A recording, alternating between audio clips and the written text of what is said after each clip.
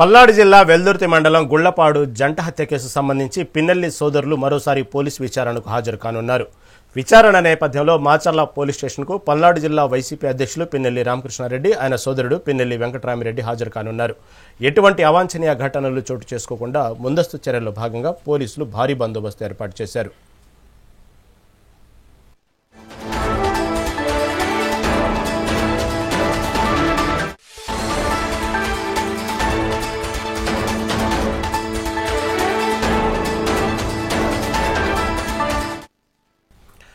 పల్నాడు జిల్లా వెల్దుర్తి మండలం గుళ్లపాడు జంట హత్య కేసు సంబంధించి పిన్నెల్లి సోదరులు మరోసారి పోలీస్ స్టేషన్ విచారణకు హాజరు కానున్నారు. దీని గురించి మరింత సమాచారం మా ప్రతినిధి స్వామి అందిస్తారు.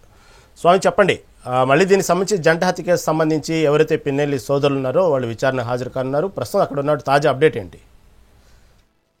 పల్నాడు జిల్లాలో ఏదైతే టీడీపీ నేతల జంట హత్యలు అయితే జరగడం జరిగింది వెల్లుర్తి మండలంలో, ఆ జంట హత్యలకు సంబంధించి రెండోసారి విచారణకు అయితే పిన్నెల్లి రామకృష్ణారెడ్డి, అతని సోదరుడు వెంకటరామరెడ్డి అయితే ఈ రోజు విచారణకు హాజరయ్యారు. అయితే ఫస్ట్ విచారణకు అయితే లాయర్లను కూడా అలౌ చేశారు. ఈ రెండోసారి విచారణకు మాత్రం ఈ రోజు మాత్రం పిన్నెల్లి రామకృష్ణారెడ్డిని, వెంకటరామరెడ్డిని మాత్రమే విచారణకు అయితే పోలీసులు అయితే స్టేషన్ లో తీసుకెళ్లారని చెప్పొచ్చు. అయితే ఇప్పుడు ఇక్కడైతే ప్రస్తుతానికి ఎలాంటి అవాంఛనీయ సంఘటనలు జరగకుండా పూర్తిగా పోలీసులు అయితే భారీగా మోహరించారని కూడా చెప్పుకోవచ్చు. ఏదైతే మాచర్లకు వచ్చే 4 రోడ్ల కూడలు ఏదైతే ఉందో ఆ చుట్టుపక్కల కూడా ప్రతి వెహికల్ ని చెక్ చేసి ఊళ్ళోకైతే మాచర్లకైతే అలౌ చేస్తున్నారని కూడా చెప్పుకోవచ్చు.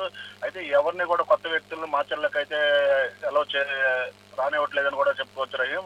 అయితే ముఖ్యంగా మనం చూసుకున్నట్టయితే ఈ పల్నాడు జిల్లాలో జరిగినటువంటి జంట హత్యల్లో ఏదైతే ప్రధాన ముద్దాయిలుగా అయితే చేర్చడం అయితే జరిగింది. అయితే ఈ ముద్దాయిలుగా చేర్చినటువంటి పిన్నెల్లి రామకృష్ణారెడ్డిని కానీ వెంకటరామరెడ్డిని కానీ ఈ రోజు రెండోసారి విచారించడం జరిగింది. ఈ విచారణకు సంబంధించి మాచర్లలో ఎలాంటి అవాంఛనీయ సంఘటనలు జరగకుండా కూడా 144 సెక్షన్లు అయితే అమలు చేశారని కూడా చెప్పుకోవచ్చు. అయితే ఈ విచారణలో ముఖ్యంగా ఫస్ట్ రోజు విచారణ సుమారుగా 10 గంటల పాటు జరిగింది. ఆ 10 గంటల్లో కూడా పిన్నెల్లి రామకృష్ణారెడ్డిని మాత్రమే విచారించారు. ఈ రోజు వాళ్ళ తమ్ముడు వెంకటరామరెడ్డిని ఒక్కడనే విచారించడం కూడా జరుగుతుందని కూడా చెప్పుకోవచ్చు. Right sir, right, thank you for update.